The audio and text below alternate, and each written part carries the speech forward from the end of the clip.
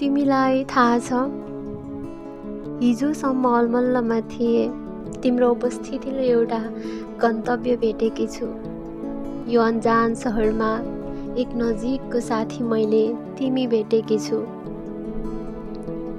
छरिएका थिए मेरा सबै भावनाहरू आज एकै ठाउँमा समेटेकी छु।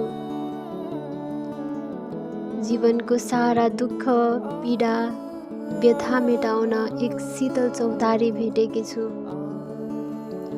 हो, मेरो जीवनको अन्तिम गन्तव्यसम्म पुग्ने एक सहयात्री तिमी भेटेकी छु।